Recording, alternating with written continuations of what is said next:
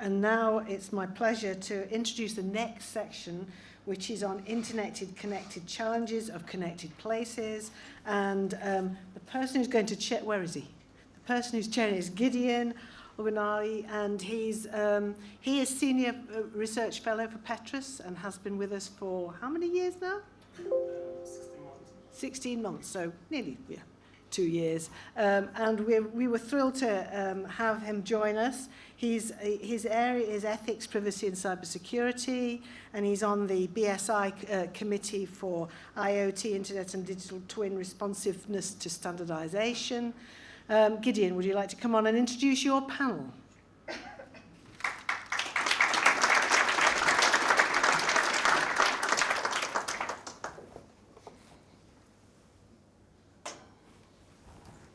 Yeah, thank you very much, Rachel, for the detailed introduction.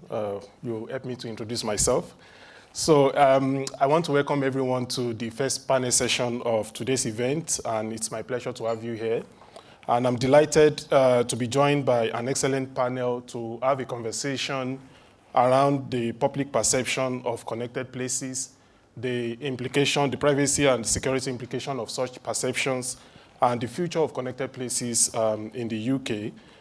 And today, I have joining me to discuss this topic, Professor Julie McCann, who is Deputy Director of PETRAS, and she heads the Adaptive Emergent System Engineering Group in the Department of Computing at Imperial College London, where she leads a highly multidisciplinary group of postdocs and PhD students. Welcome to the stage. Thank you very much. I also have Liam O'Brien, who is the head of Demand in Secure Connected Places team in the Department of Science, Innovation, and Technology. Thank you very much, Liam. I also have on the panel Ben Edginton-Thomas, is an innovation lead for Plexal, a government-led innovation agency which works across central and local government and industry. And the last but not the least, I have Ed Parham. He's an architect and a director of innovation and design at Space Syntax. Thank you very much, Ed.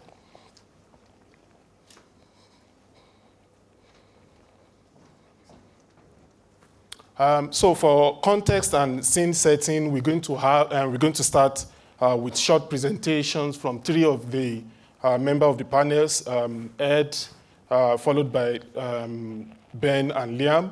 And then, but before I invite them for their presentation, let me quickly invite Professor Julie to introduce herself and what she does.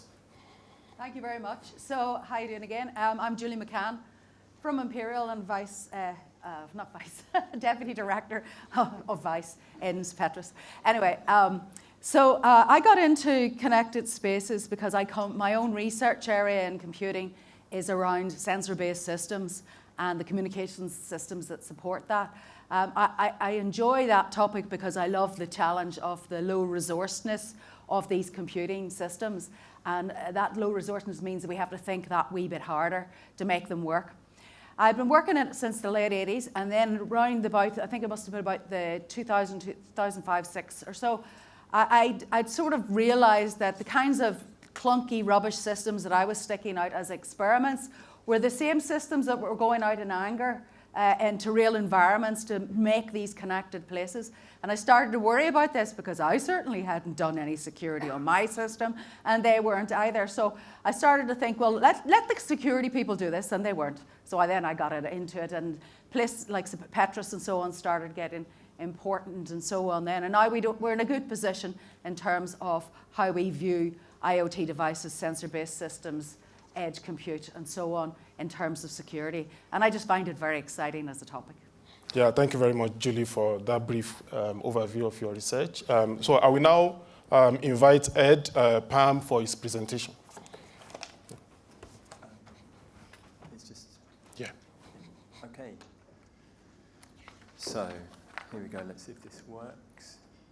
There should be a slideshow to go with this. Here we go. So, as Gideon mentioned, I'm Ed. I'm an architect I'm probably going to talk in connectivity in a slightly different way. Partly it's about spatial connectivity and people physically being in the same place at the same time, but there's digital aspects to it as well. I work for a company called Space Syntax. We're a spin-out from UCL, coming up to 35 years ago. And we spun out on the basis of a technology that could analyze street networks or networks of streets and open spaces. You can identify hierarchies within these networks, and that's really influential on the way that people move around cities, where people tend to be. There's then certain kind of feedback loops, and the city then adapts around where people are. So certain land uses are in certain places, density, these sorts of things follow the hierarchies that are within the spatial network. And that's what we do, is we analyze these street networks and we apply it to often design and planning projects. So typically what we might do is be looking at a part of a city. We might be dropping in a new layout for that part of the city. We have a way of generating these automatically. That's done by hand. But then we can analyze these patterns, see where it's connected. Is it integrating with the surrounding area in the way that it could do? We can see where the movement's going to be, make sure that the streets and the public realm is designed to support people. We can make sure that they're wide enough. You can make sure that the commercial uses, the higher densities are in the places where more people will be, and that the quieter spaces will have the lower density residential uses. So we apply that to design and planning projects. But what we also do is take that same data that you can use in a design project, and we can put that in other tools, and you can use that spatial intelligence in other ways. Often we're dealing with a spatial problem and physically changing it, but you don't always have to do that. So this is where it starts to get into a conversation about data, and this is probably where there's more overlaps with everybody in the room. And I think the thing is, I've been working at Space Syntax since 2006, and in the last, 10 years at least, the conversation around data has really moved on a long way. And there seems to be so much stuff everywhere. There's sensors, devices, and there's lots and lots of stuff, and people keep saying, well, how is what you do different to this stuff? We can get live data. You're looking at something that doesn't change very often. Why is that important? And the way that we have to position it is to say, in really simple terms, if you think of the city as a science experiment, so you have a set of variables, you mix them together in an experiment, and that creates a result. A lot of the data that we're gathering tends to be data on the result, and it's really showing you what happens, where it happens, and when it happens. So you might know London Bridge is really busy in rush hour. This side of the pavement's busy, the other side's not, and there's a whole load of things that you can see through that data. But the really important thing is that unless you have the slow data on the things that, if you're a designer or a planner, the systems you can change, if you don't know how they influence what's happening, it's really difficult to change an activity and a long-term outcome. And so what we've started to be able to talk about is to position data to say there is data on the result, and there's data which is on the variables, and we can analyze that in different ways, and that will then explain the pattern of connectivity within that street network means that London Bridge becomes really busy at certain times, and we can use it in a different way. So that starts to open up a series of other questions. If you can take this slow data and you can see how it's likely to affect the way that people move around, do you need to be collecting live data all the time? Some of the live data is collected for other purposes. It might show you, might not tell you actually how many people are on a certain space. It might tell you the number of phones that are connected to a cell tower, which is slightly different. It might be telling you that this e-bike that's been hired has done however many miles and it's due for a service. So the data that you're collecting, a lot of the time it has a particular purpose behind it, and you have to be really careful to unpick what that purpose was to know how you can then use it, but also to feed it into this chain of events.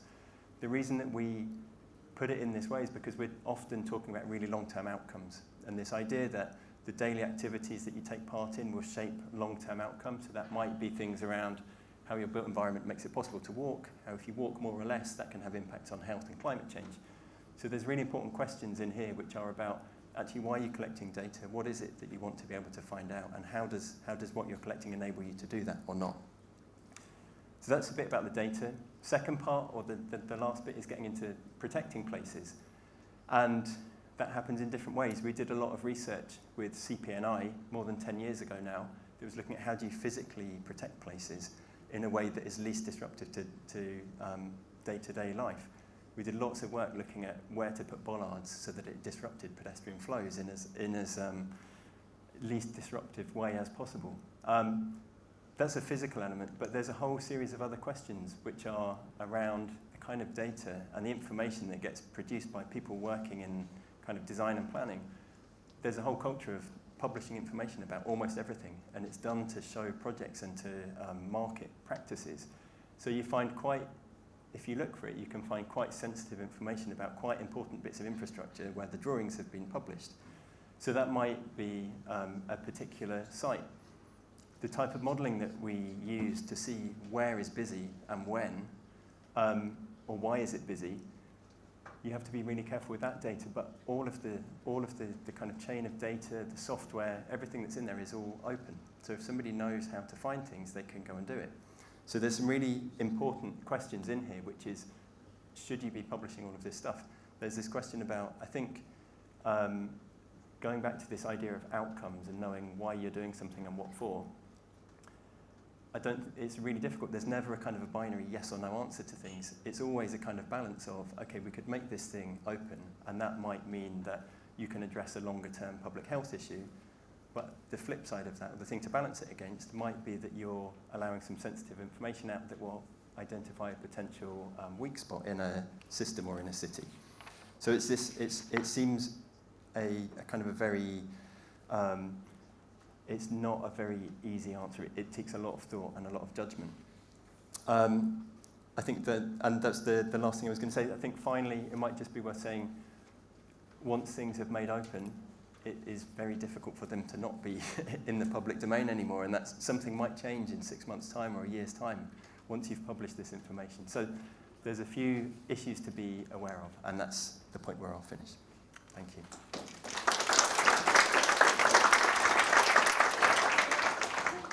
Yeah, thank you very much for that beautiful presentation, Ed. I will now invite Ben to talk about the playbook, the work that he has been doing with Liam at DSIT.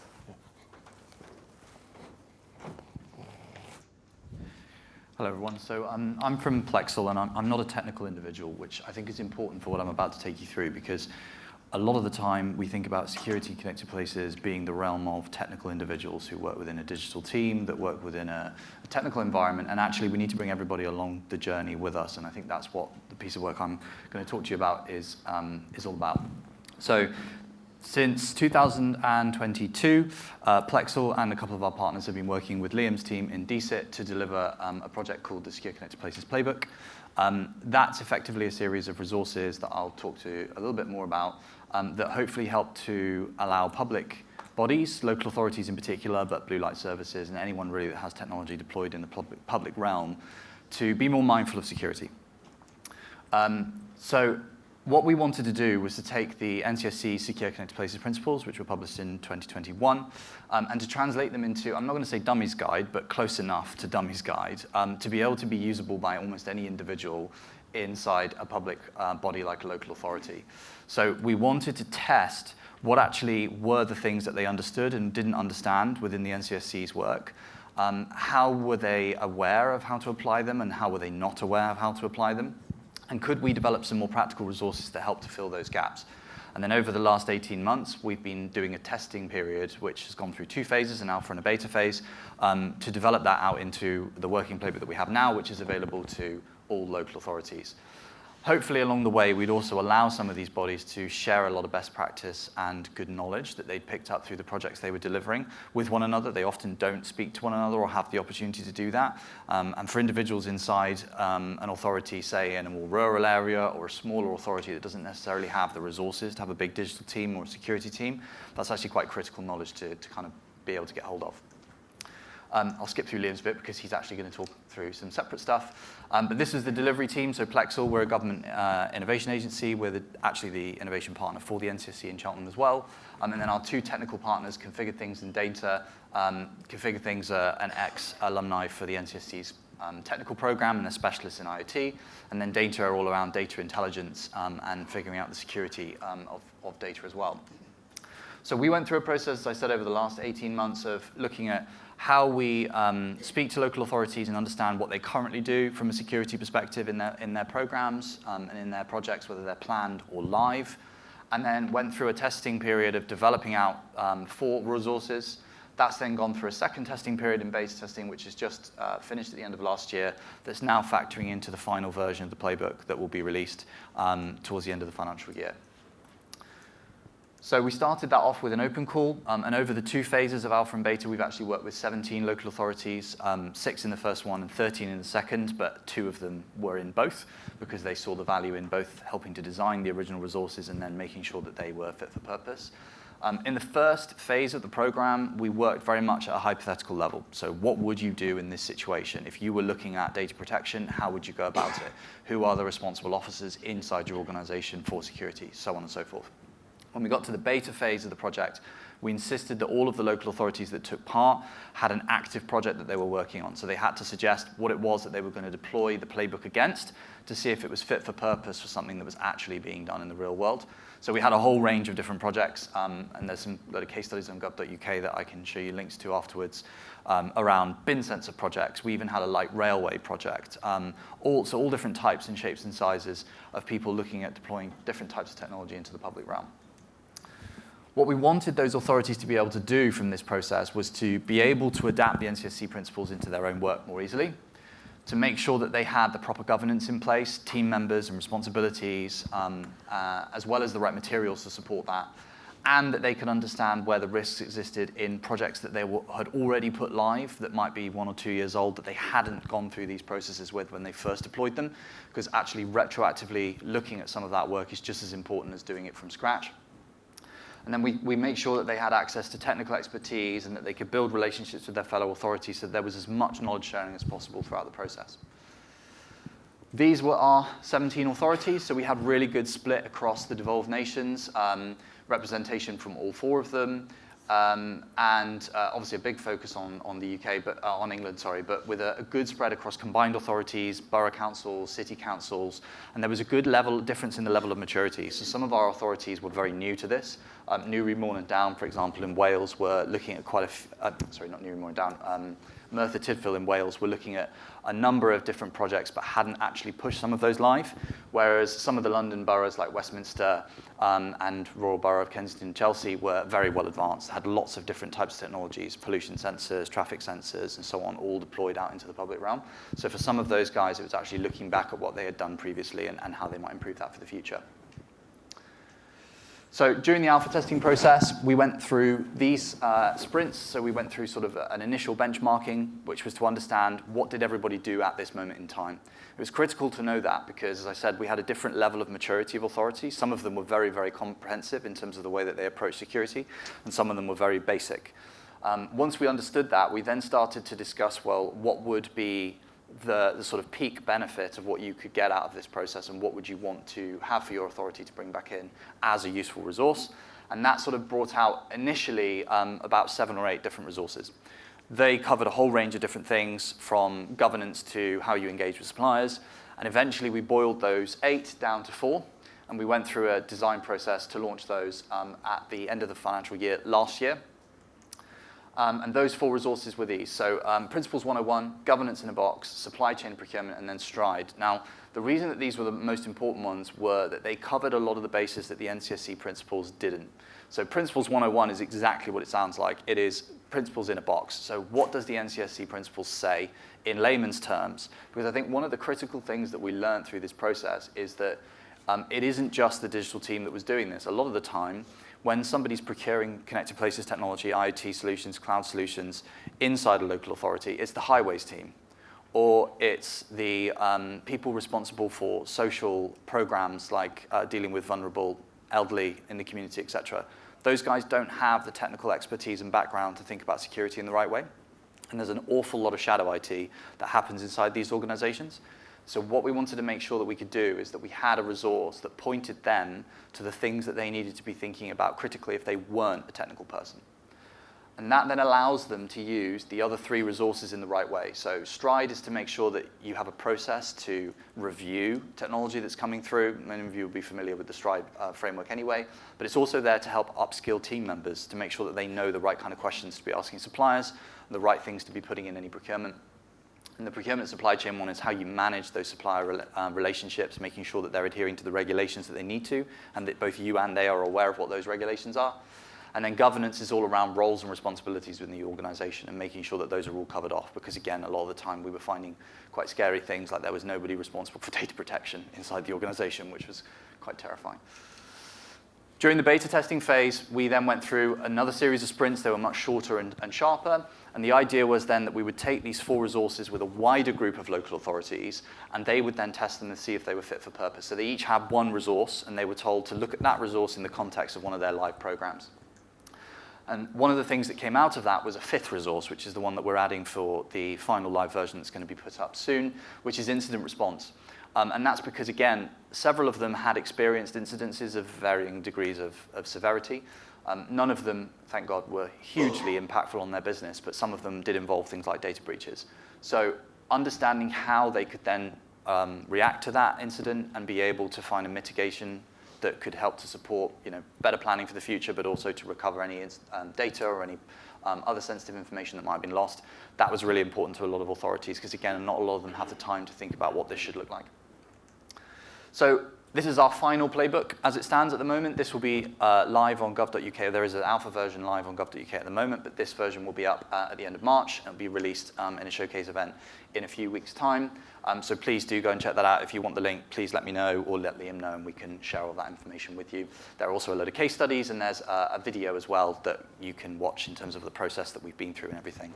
But hopefully it's been very supportive to a lot of these authorities. I think that there are obviously 335 of them in the UK, and we've only worked with 17. So there are a lot more, hopefully, that we can influence to use this, but it should help to provide get everybody to sort of the same benchmark when it comes to security in connected places, because it's not really a high priority in a lot of these organizations, and hopefully we've started to change the thinking on that a little bit. Thank you.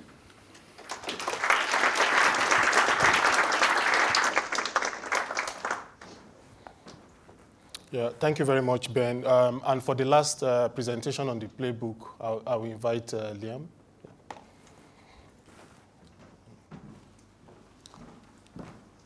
Hi everyone, my name is Liam O'Brien. I think this will be a little bit shorter than other people's slides, which is good, because we'll get on to the meat of what we're doing today, which is our general discussion. So yes, I'm just going to talk very quickly about public perceptions on connected places. There's my name, because you don't know how to spell it, and I work for the Secure Connected Places team, which I now head up in the Department for Science, Innovation and Technology. So I appreciate this is probably teaching most people in the room here to suck eggs, but when it comes to public perceptions of connected place, it's important first to discuss what a connected place is. If you were sort of coming at this and you're fairly new, perhaps you are a manager of a connected place, but you don't really recognize it as one, or perhaps you're just a member of the public who's a little bit more interested, or you've heard scary stories about 15-minute cities and you think, oh my God, this is the next evil scheme that the government's come up with. You go online and you'd look up what a connected place is. Here you go, lots of words on a slide. That's what you want before lunchtime. A connected place is defined by the National Cybersecurity Centre and the Centre for Protection of National Infrastructure as a community that integrates information and communication technologies and Internet of Things devices to collect and analyse data to deliver new services to the built environment and enhance the quality of living for citizens. A connected place will use a system of sensors, networks and applications to collect data to improve its operation, including its transportation, buildings, utilities, environment, infrastructure and public services. Any questions? No. I'm glad that joke landed. So you might then go and look at what a connected place is a little bit more further, and you think, okay, it's a bit more like a smart city. And we've looked at some of we've asked people in the public, and about 50% of people know what a smart city is, about a third of people know what a connected place is. I think a third of people are liars. I'd never heard of a connected place until I joined this team. But most people know it as a smart city. So you've got plenty of examples there. This is just sort of a screenshot I've taken from BBC News. Belfast City Council, flags, don't want to use the term flags of Belfast City Council, that's a bad idea. But you've got City of Edinburgh and Vale's Operations Centre, Sunderland, field level sensors to smart bins. One of my personal favourites, Hammersmith and Fulham install smart CCTV networks. Why is it one of my favourites? Well, because there's a certain road in Hammersmith where it's illegal to do a U-turn. I did it, got caught by a camera, and was fined, so that works. Okay, so why don't we just use the term smart cities? Everyone knows what smart city is, so why don't we just use it?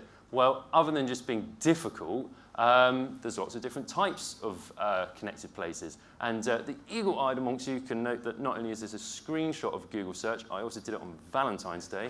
That's how dedicated I am to this job. So yeah, you've got train stations in Hertfordshire benefit from tap-in, tap-out ticketing. I know this is news outside of London, tap in and tap out, but that is considered connected place. Smart train planning budget increase for expansion, intelligent CCTV cameras to be installed across Scotland, and then you've got something down there as well, smart station. You've also got smart airports, so this is going a little bit more international. You've got Mexico there, you've got Munich. UAE uses something to do with AI, I believe. That's why I flagged it, I believe. What else have you got? You've also got smart campuses. So yeah, AI-informed smart campus gives schools a competitive edge. So here we're sort of seeing that connected places aren't just cities, towns, villages. That's why we don't use the term smart city. We use the term connected place. Do I have another example? No, but I do have. So here's our perceptions on AI. And I think it's really important to sort of discuss AI in a more serious manner, and hopefully we can in our general conversation. When you ask people what AI are, it's robots with weird brains doing something. But of course, it's a lot more complicated than that. But again, the general public, and perhaps even some of us in this room, don't fully understand AI and what its full ramifications are on a connected place. So we've done a little bit of research, as I mentioned, with PETRAS, of course, who are in the room, about what we have, what are public perceptions of connected places. So the first one, the big one there, the public is largely unaware of a connected place. This makes them more at risk for social engineering, and also projects that require public engagement obviously don't get the public engagement because people aren't aware of these connected places in the first place. The second point is the public are more aware of connected places after an attack. So if you are a manager of a connected place, this really isn't what you want, right? You're trying to promote a connected place to the public. They've heard of your connected place because it got hacked last week. So not really the sort of impression you want to give. And third, there wasn't really any guidance on how to improve public perceptions of connected places out there in the public sphere. So how can we change this? I was told to use big writing on PowerPoint presentations. Hopefully this has engaged you. How can we change this?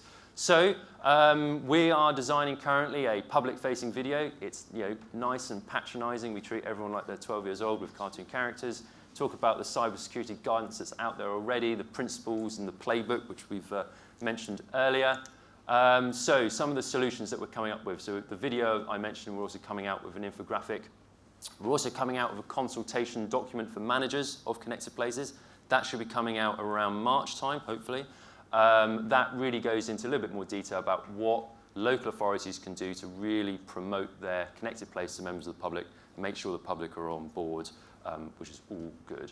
And then finally, we've got promoting good cybersecurity through the playbook, which Ben mentioned earlier. If there's one takeaway, I think the idea is members of the public broadly are okay with connected places. Their only real concern is the security of them.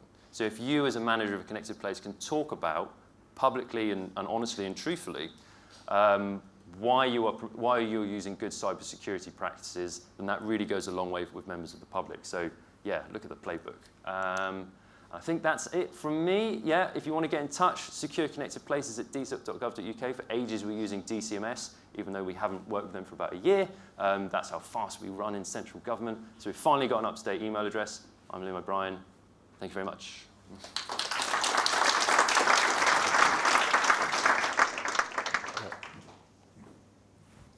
Thank you very much, Liam, for that excellent presentation, and thank you for mentioning the literature review that we conducted on behalf of DSIT on the challenges of connected places, and thank you for the key findings.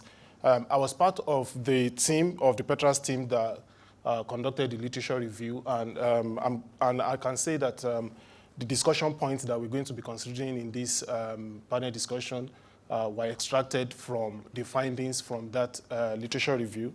So I'm going to come to you, Liam, first. For the first question, you mentioned that the public are largely unaware of connected places. And my question is, how do we get the local authorities, private operators, and government departments to assess and manage the influence of public perception, and also the behaviors they might have, and how it affects security and privacy?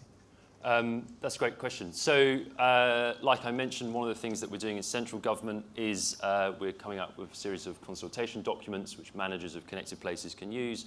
It will talk about really the main thing is discussing how great you are, how you've taken in cybersecurity best practices. So you followed NCSE guidance, you followed playbook guidance, which Ben's talked about. And also, one of the important things is that you've engaged with members of the public. So we have found, talking principally to local authorities, that the best way to promote good public perceptions of a connected place is through engagement. So that means talking to members of the public. I know, horrible. But engaging with them, letting them know what you're doing, why you're doing it. If possible, if you can share any of this data as well. So I think one of the best examples which I saw was in BCP local authority. They were doing air quality gathering, and people were concerned about it. They saw these sort of sensors going up, looking weird alien things in their town centre and on streets. They wanted to know what it was collecting. People thought maybe it's collecting what I'm texting, what I'm looking at on my phone, which would be really horrible. So what the local authority did was it shared the data it was collecting. It said, look, this is the air quality data that we're collecting. It's available on our website. Have a look at it. And people really found that effective. So if you can, obviously there's some sensitive data out there that you'd be collecting. Don't do that. But if there is if there is non-sensitive data, such as air quality data that you can share, things like this, do try and share it, because it is quite useful. It shows members of the public what they're doing, or what you're doing, and hopefully builds that public support. Yeah.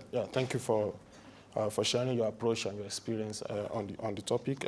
If I come to you, Ed, maybe you want to add your perspective from the private sector.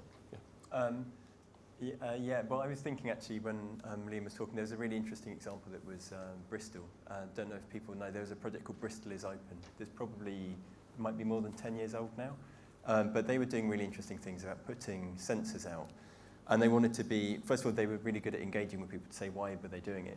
But they also wanted to make the point that visually communicate that there was something there, and they weren't trying to do something in secret, and to make it very obvious. And they put a lot of time into designing these things that were very visually obvious. I remember seeing people talking about it where they were saying we wanted to make it look as if it was breakable, and if people didn't like it, that there was a sensor on this lamppost at the end of their driveway, they could come and actually move it and break it if they really wanted to. They did a whole load of kind of fun things with it as well that was to do with showing that you could collect data in a way that was kind of anonymizing people. I know there was various bits of artwork that were to do with people walking on a pavement and overlaying these kind of snapshots of people so that you could get these kind of heat maps showing where people were and where they weren't. So I think there's something in there which is, engaging with people, but also trying to show that it's not something that's always there, and people have some power to do something, even if it's not the right way to go and vandalize something. It is something that people could do. I think that the big thing really is this question I was talking earlier about why are you doing it and what are the outcomes? Who should set the outcomes that you're actually working towards, and how do you engage people to help set those things, whether it's about air quality or health or crime or any of those sorts of things. It's really about engaging with people, I think. Yeah, thank you very much. Let me come to you, Julie. Still talking from the citizens' perspective. So how do we find a trade-off between sustainable, connected places and frictionless experience for members of the public? Okay, so I had a good think about this, and there's lots of trade-offs there.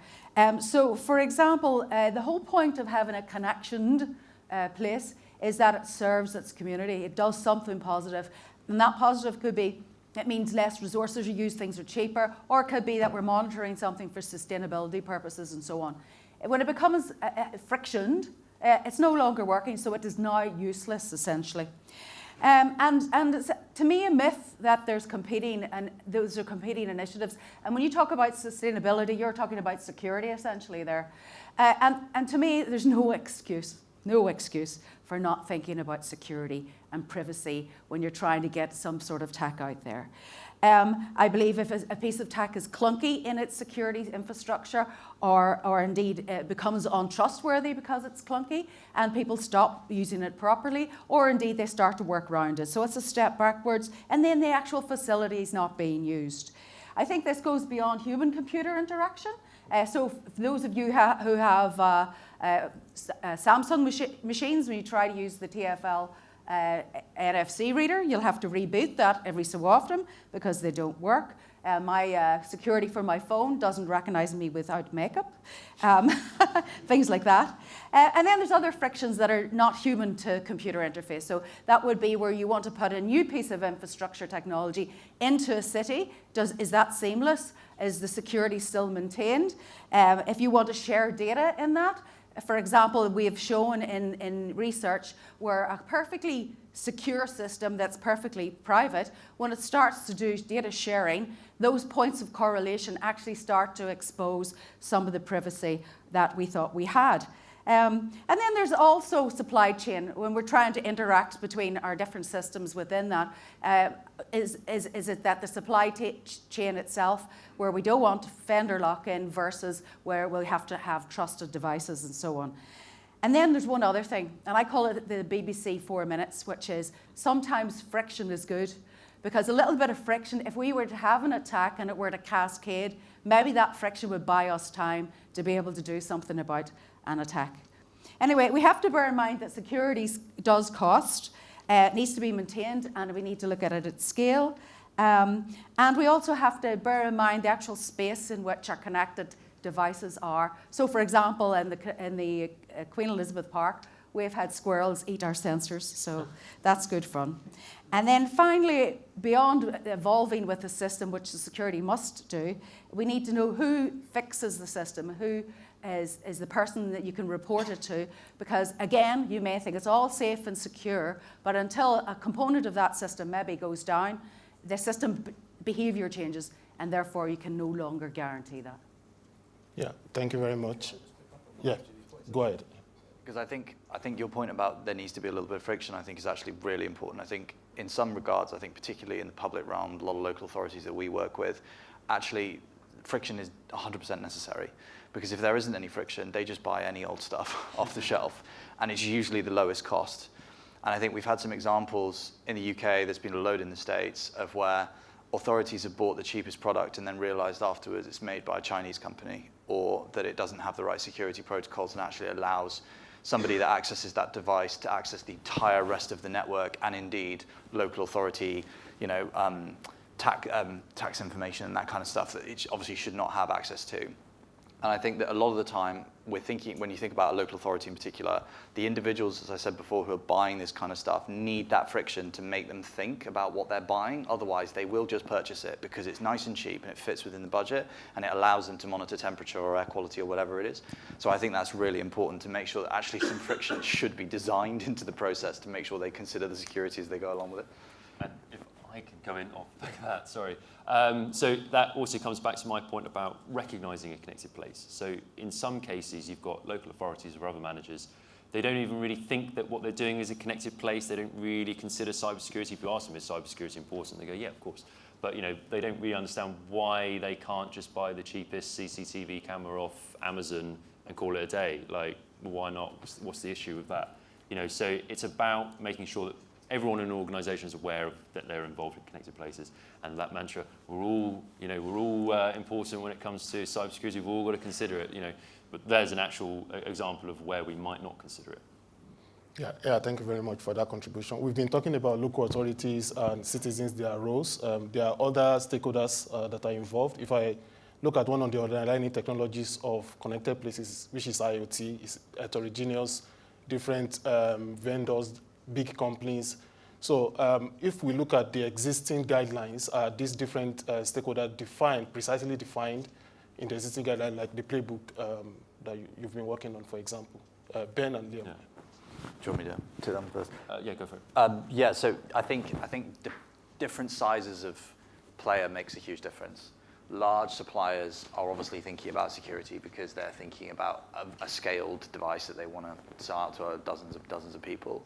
I think the risk is where we get down to the experimental level with suppliers, where somebody's come up with something that's relatively new or relatively different, or it's a small-scale business.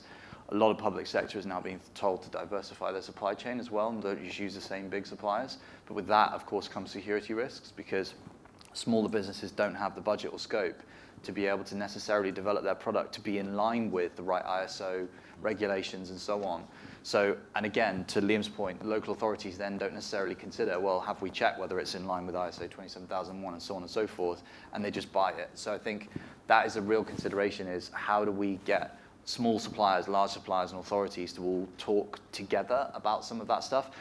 We're actually running a session with DSIT later in the month that's supposed to be a bit of a tabletop exercise between some of the key suppliers in local government that we've worked with, because I think there's a transparency communication issue here between the two, where in procurement, the authority puts down the minimum questions they think are required, and most of those will be about technical capability, not about security capability. Yeah. And so we're trying to expose that requirement to suppliers so that they know what they need to provide almost without being prompted to the authority to say, yes, I am compliant with this and that, so I'm all good, we can tick that part off. And I think unless we have that across the whole of the public realm, we will still see small-scale suppliers who can't afford to do security properly still being heavily involved in quite a lot of active projects. Yeah. Do you want to add anything? Yeah, I was going to say, like, scale can be important, but I think governance is perhaps the best issue. Like, there can be small organisations that are well governed, large organisations that are poorly governed, or vice versa. And I think, again, when it comes to connected places, this is really important, because we're using technology more and more in spaces where we didn't really use technology before. 20 years ago, technology was really used perhaps in, it was computers. It was a mobile phone that your local authority deployed to its office workers, right? Now you've got people working in refuse collection that might be using sort of cutting edge technology, or even just sort of sensors in bins and things like this. Suddenly you've got an issue where, refuse collection has to be considering cybersecurity. What are the governance models for that? Is there a cybersecurity officer embedded in refuse collection? Do they report to someone, etc.? So fortunately, the playbook does cover off guidance and covers some of that things off. So don't just think that because you're a small organisation or a big organisation, or you've got a really cracking IT team or security team, that's the end of it. You've got to make sure that other people aren't running off using technology for their own reasons, which might be for good reasons, but aren't telling people who need to know. Yeah, thank you very much. I think we should talk from the angle of regulation. For example, if you talked about differences in the capacity of small companies and big companies in cybersecurity. So how do we ensure that all these organizations conform to existing guideline regulations and from the perspective of regulators? Yeah. Well, I mean, and I'm sure Ben can come in as well, and others. So it's difficult. So there's quite limited legal rules which you would have to follow. There's obviously things like data protection. There's other rules around sort of the use of computer misuse and aspects of this and GDPR. The main thing about making organisations aware of the regulations and the guidance that's out there is, again, making them aware that they are a connected place, that this data isn't sort of neutral. It's not just, okay, who cares about air quality monitoring? Yes, it's important, but how is it going to be used negatively? It's more of a fact that it adds in those sensitivities, those risks into your organisation. And the second part really is saying, if you want this to be sustainable, and this goes to something that you said, was, cybersecurity is sustainability in more ways than one. If you've got a system that's full of holes, your system isn't going to last very long, both because you just can't keep it going, it would just be a terrible risk, but also because if you're a public-facing organisation, and like I said in my presentation, if the only time the public hear about your work is when there's a cyber attack and it's in the news, that's not the thing that you want. So really it's important that you do follow the guidance, not just for your own sake in terms of internal cybersecurity, but also for the public perceptions of your connected place as well. Yeah, thank you very much. I would just add to that, actually, Gideon, that I think with local government, I think there's probably two aspects of it. I think there's an educational aspect, and I think there's also maybe speaking with their wallet a little bit. So from an educational perspective, as Liam says, we need to make sure that people inside these organizations are aware of, A, what regulations they need their suppliers to be adhering to, and what security levels they need to be accepting as their absolute minimum requirement. But then I think they have the power to enforce it in the way that there aren't any laws necessarily that say you must adhere to this, but a local authority through their procurement mechanisms can dictate that to a certain degree, and that allows us to filter out some of the less secure suppliers just organically through that process, because they won't be able to respond, they won't win tenders, and therefore they won't become suppliers into the public realm. So I think that is probably the easiest way for public sector to start to filter out some of those that don't want to comply, is just to use the contracting mechanisms that they have to force the requirement. Yeah, thank you very much. Let me bring you back into the conversation, Ed.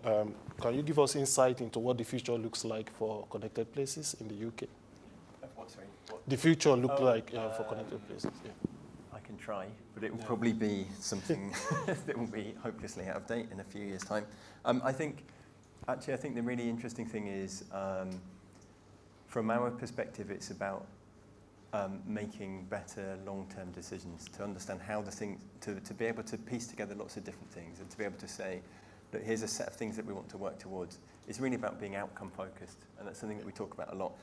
And what that means is understanding how it might be the things that you do on a daily basis affect long-term things. It might be about health, it might be about climate change, it might be about access to employment, or all of these sorts of things. I think to be able to, what we've got is really good spatial intelligence about how the environment affects things. What we can start to combine that with, and have been doing over the last few years, has been linking that to things which have been anonymized and aggregated, so things like census data.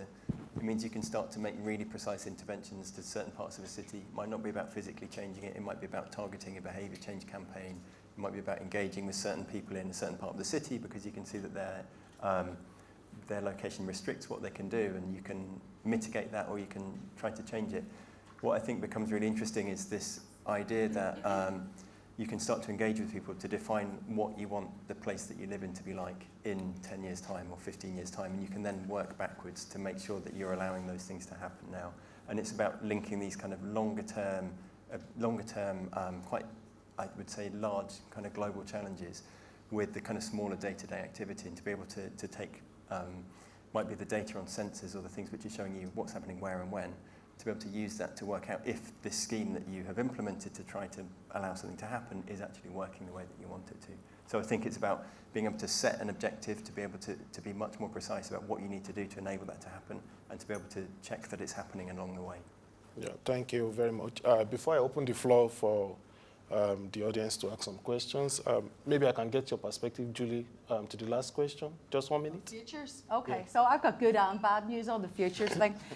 So the future where it fits with the connected environments or places is the technological futures around 6G. And 6G brings with it far faster, from the very smallest sensor to the cloud systems, technologies essentially. And the very systems that do that, the reason they're able to do that is that they adapt to what that application is doing at that moment in time, and what everything else around in that physical space is doing. And that's all great, because that means we can be more innovative in the applications we can do, but it also more positively allows us to be an awful lot more sophisticated about the security and privacy infrastructure that we build on top of that, because now we have more capacity to do that. Okay, so that's the good news. Now, as I said a second ago, the system to do that is monitoring its physical surroundings, essentially, using the very same radio waves that it uses to send data. And what it's doing is, what people don't realize maybe, is that also means that those radio waves are bouncing off us right now, and we can measure that. We can see whether you're sitting or standing, who you are, where you are in the room, and all those sorts of things. But I'm going to leave you with good news. It's not like we don't know that that's the case, okay? A lot of us who are working in those technologies are also working on mitigating those kinds of overly nosiness activities. And so in terms of future, yeah, we'll have much more capability, but we're also at the same time, and probably the first time in the history of technology, before the technology exists, looking at how we can mitigate problems with it. Yeah, thank you very much. So this is where I'll open the floor for Q&A. Yeah, let me start from the front. Yeah. Thank you very much. That's very interesting. The question I have is the word that you just used just now. And there's been a lot of talk about security. In my background, security, I know security is important. And the presentation about local authorities and connected places talked about enhancing lives. And that's important. but that enhancement of lives only actually happens if citizens trust who they're working with, who their data is collected by. Security is one part of it, privacy is the other part, and there are many other parts to trust, and trust hasn't been talked about at all so far. So where do you think trust stands in what you're looking at in terms of connected places?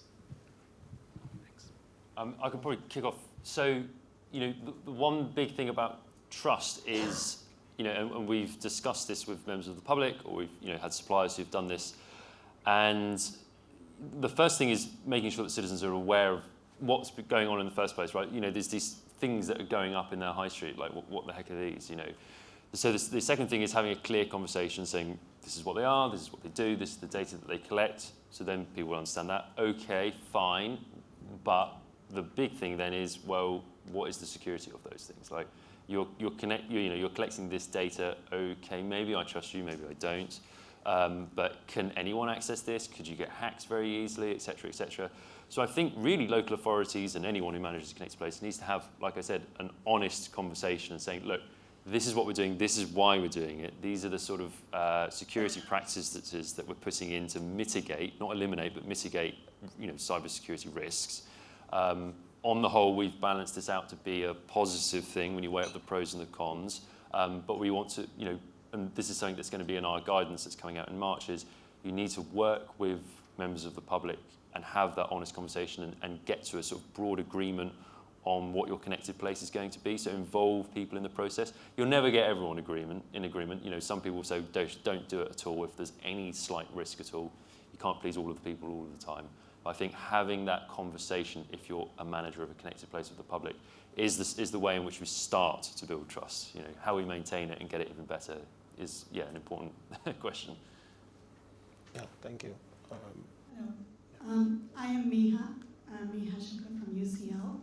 So Liam probably remembers my name because I have been asking him hundreds of questions for the last 1.5 years. It's the first time I'm meeting him face to face. My research is exactly security of connected places. Just before Ben started doing the alpha testing project, so I've spoken to him as well. So I'm really, really very happy. So before I ask my question, I should say that I spoke to DSIT, I spoke to NCSC Energy Team and NCSC Connected Places Team, CPNI, DFT, 10 local authorities, London Office of Technology Innovation, GLA. Everybody was very, very, very helpful. Did not hesitate spending hours together on my research to help me come up with some good findings. So everybody is really serious about making sure that we are protected and connected properly. So instead of asking any more further questions to Liam anymore, I would just ask a simple question because you brought up that point around connected places are not that well known, is not a well-known term, and people are not even aware they are building connected places. So on that terms, building up security and guidelines is great, but when I spoke to local authorities, they had to go through about 300 guidelines. They were reading manual for streets, manual for smart streets. They were reading the EV charging, how do we connect all of those? What are the PEA standards? What are the cyber essential certifications needed? So it's really, really hard. So what kind of assurance or guidance could be in place to make sure that the resilience forums are engaged, the urban planners are engaged in terms of understanding how to build security by design and resilience by design? That's all. Thank you very much. First, I just want to say congratulations on your research. I was very impressed you managed to get any information out of NCSC. They're difficult with us, and we're central government too, but they don't see it that way. There's a joke, isn't there, where they say, we need to have one standard piece of governance or regulation or something, and then you've just got an extra document which no one's going to read. That's the 10th iteration of something that already exists. There is no easy answer. It's, I suppose, in a good way, that DFT, for instance, have recently published and have got iterations of, if you're coming up with a smart road system or smart EV charging systems, that there is specific guidance on that. It's very good for there to be specific guidance on specific things. You can't, if you have guidance on a smart city that goes into that much detail for everything, it would be thousands of pages long and you'd get lost in the weeds. The main thing that we've done in DSIT really is this playbook, which I know you keep hammering people over the head with. It builds off the back of those NCSE principles, which are fairly fundamental. If you read them, they almost seem like an idiot's guide, as Ben said. But it just goes into that basic fundamental detail of, it's things like who's got access to the data that you're collecting, how long are you going to have it for, what are your supply chain protections, are you doing sort of any sort of investigations to make sure there are leaks, if there are leaks you are aware of them, how do you deal with them. It's just those fundamentals. There will always be loads of guidance. I wish I could give a straight answer. I'm afraid you can't, unless you come up with some encyclopedic guidance document. But I think the playbook itself is one of those documents which, if you don't have too much of a technical background, like myself, if you're a policy official working at any level, you can at least read through it and have sort of a broad understanding of what your requirements are. And then if you have specific questions then on a specific area, like smart streets, you can then go to further guidance. But I don't know, Ben, is there anything else to add? No, I would just confirm that the playbook is there as a very surface level guide that's meant to direct you towards more specific guidance for whichever project you might do, because as Liam said around the DFT guidance, that's not going to be relevant for somebody deploying a sensor into a bin. So the playbook is trying to be a bit of a jack of all trades in the sense of trying to provide a base level of considerations for security for any type of connected places project, with a view that you then follow up with the NCSE principles, you follow up with the DFT guidance, depending on then what the specific problem is. I think the other part of our work is also making sure that the right people read it, because again, a lot of the guidance, particularly the super specific stuff, is read only by a technical team, digital team, IT team, whoever it might be inside an authority. But the biggest offenders are people who are frontline delivery of social services, of highways, maintenance, and that kind of thing. And they're not reading any of this guidance. So that's why we needed a way of being able to do something at a very basic level that meant that we engaged them, because otherwise they just get lost in the technical and they just say, I'm not going to read that. So that was the intention behind it anyway. Yeah, thank you. We take the last question before we go for lunch. Yeah. Good afternoon, everyone. I'm Parham from Nuclear MRC. So while listening to this discussion, I just reminded of the recent incident happened with Google's Waymo car, which is state-of-the-art connected vehicle, say, and a group of people vandalized that car. Now, I was trying to draw the parallel line here.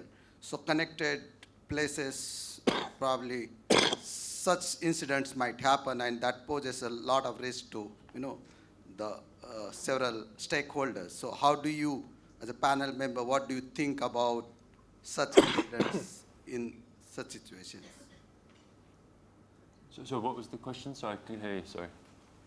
Recently, group of people vandalized. I heard that bit. The last bit I didn't. So I was asking, similar situation can happen to the connected places. Yeah. People vandalize connected places and create several after effects of that. Mm-hmm. So how do we look at these kind of incidents in the security aspect? I can take that. Okay, so I think the whole notion of zero trust is not just a digital virtual thing. It has to be physical. These are cyber physical systems. They interact with the physical world. So we have to design them that we can assume they will be vandalized or eaten, in my case. And so we have to have these fail-safes. The same fail-safes you would have on a nuclear plant have to go onto these little systems in the small, or design it such that if a component goes down, it's no consequence. You had a point about it being breakable. Yeah, so that was the example in Bristol, was that if people weren't happy with the information being collected, they were able to vandalise it to stop it. But I think that's a symptom of a bigger, that's not the cause of the distrust, which is things happening in cities to people that live there that they're not making a decision on. And so I think that I agree, it's not just a technical thing about whether you trust something or not. I think, and to link back to your point, Liam, about engaging with people to say why we're doing something, I think I would tweak it a little bit to say, actually, what do you want us to do? And then how can we start to move towards that? And then I think if there's a way of building trust, it's about allowing people to shape why you're doing it and then to understand it better. So yeah, it's probably non-technical things, really. It's communication. I think also just in mind of your question around incidents happening on a particular connected places device, I actually think one of the biggest risks where that is more likely is when we come to end of life. a lot of local authorities in particular don't necessarily have the right processes in place to ensure the switchover of devices when one device comes to the end of its life and they're repeating another. So you often end up with kind of duplicates where there's an inactive device that's still sat out there in the public realm that could pose a security risk. It's still accessible. It's not necessarily live, but it's still accessible and usable. So I would say that's probably a big area of risk for where you might see a similar style incident, and we certainly need to work more closely with people who own these devices to make sure there is a proper process in place for removing them in a secure way and making sure that they are disconnected from the rest of the network. Okay, well, thank you very much for the questions. Thank you very much, Gideon, Ed, Ben, Liam, and Julie. I have some things to think about, to take away. One is, how do we look at what are the issues in relation to the connected people, the places, the homes, the factories, and everything else? At the moment, we've been talking about just the connected places, but what's the world going to be like when we're all connected through every system? And the other one was to bring back Anthony's situation. Are cities ready when there's a crisis or an emergency? What are the platforms, what are the systems, what are the processes that we are in place to deal with that, whether the emergency is a one-day emergency or a month emergency or whatever? I think there's a lot of questions we need to ask and answer here. So some food for thought for lunchtime. Thank you very much.